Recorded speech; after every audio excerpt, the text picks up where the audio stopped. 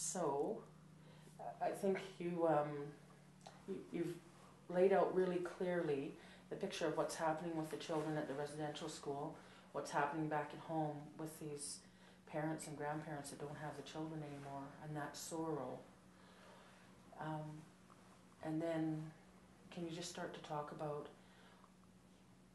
how, in your words, how that shuts people down, and then where the violence comes from that?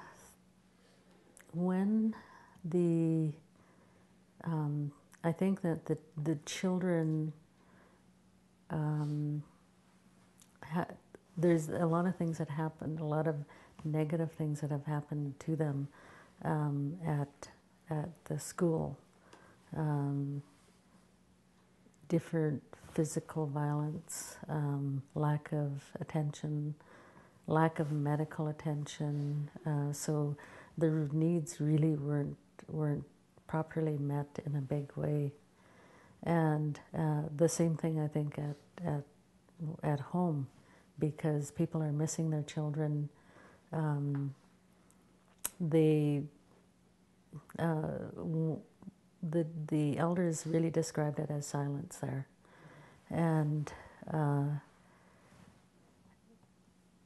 so when people got back together, I think it might have been really difficult for both of them, because so much time had passed and there was so many things had happened on both sides.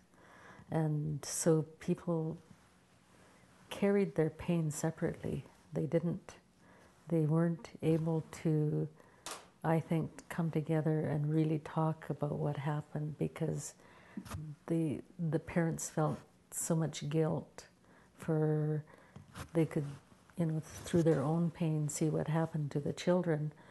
And the children, came back and everything was not the way it was. So there was, I think with what happened to them and what happened to them at the school, and then coming home and seeing this, so they were really, there's a lot of turmoil. And I think that sometimes when people get angry, they push it down. It's too hard to deal with. So with all the pain that they had from the separation and seeing what happened, they, in order to survive, really developed a lot of unhealthy coping skills. And I think alcoholism and drug use is really became a way of living for the young people. And I believe that one of the most unhealthiest issues that came out of the residential school is sexuality, because so many people were raped, boys and girls, at the schools. And so their whole sexual identity was just really shut down. And I think when they came back into the communities, that it came up in really unhealthy ways. Would violence be one of those ways? And violence being one of those ways. And I really believe that then they started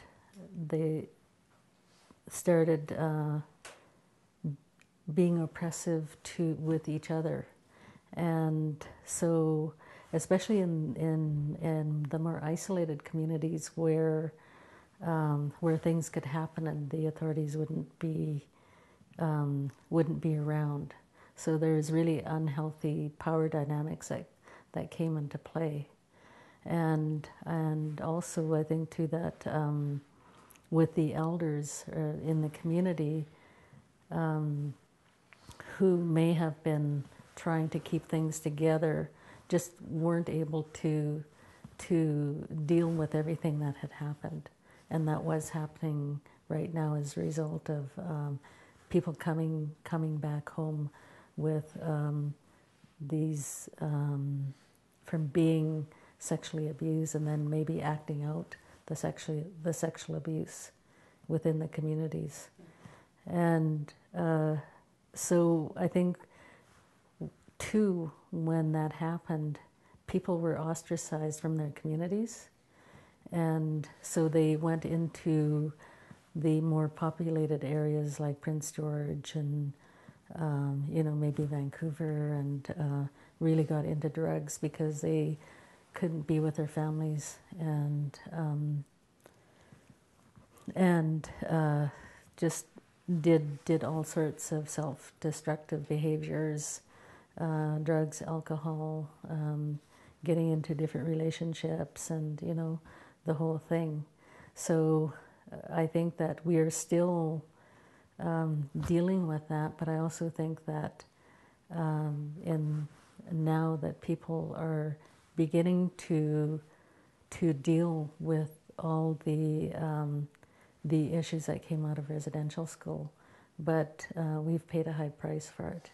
A high price in the number of people that have died by their own hand, people who have died in accidents, people who have been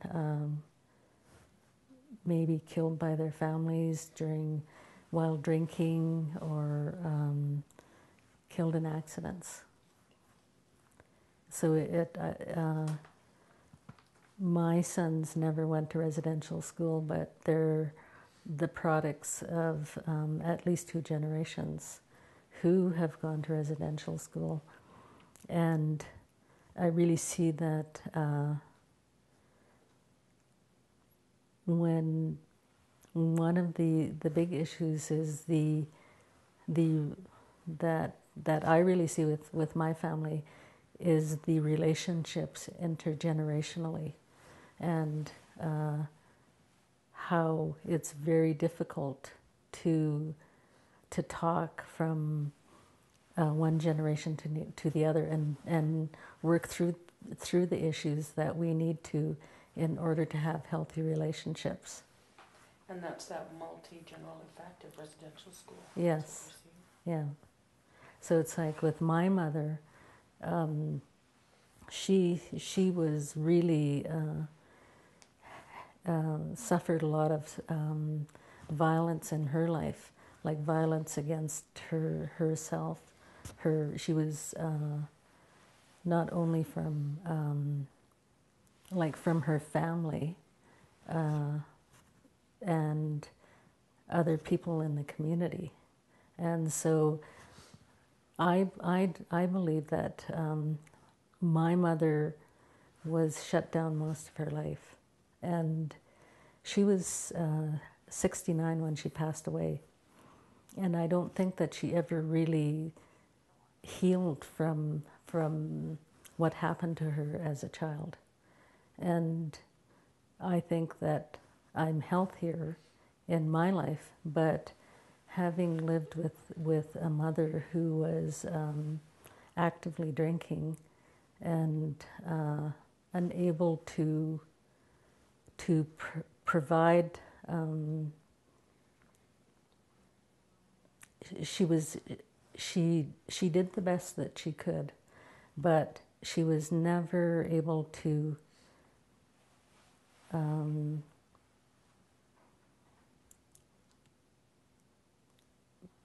she was never really a mother to me. I was her mother, and it was only because she had suffered so much pain when she was a child. And so, what do you think can be done to break that cycle of multi-generational abuse and those communication patterns that you're talking about? I think the solution, just from my own personal experience and some of the training that I've had in my work, I believe that the only way that people can heal is to talk, and to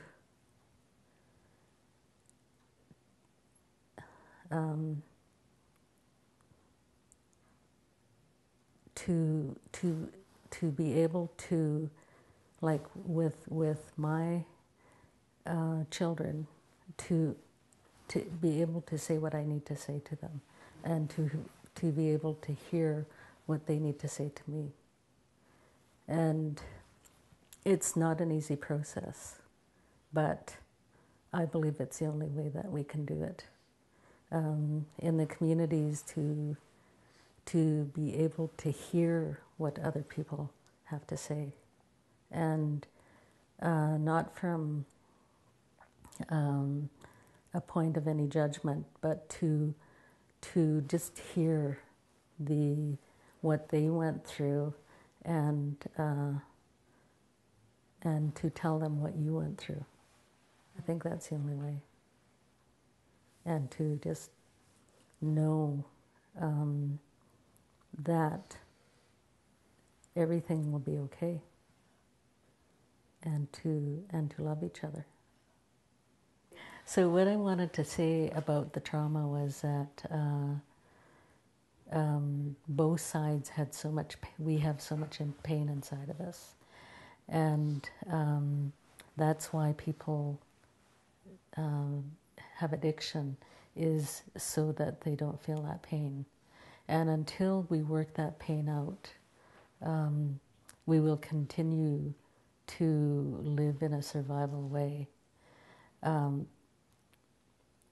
And the whole, when I work with people with addictions, the whole, the idea between how I see addiction, recovery and from addiction, is to reconnect with feelings.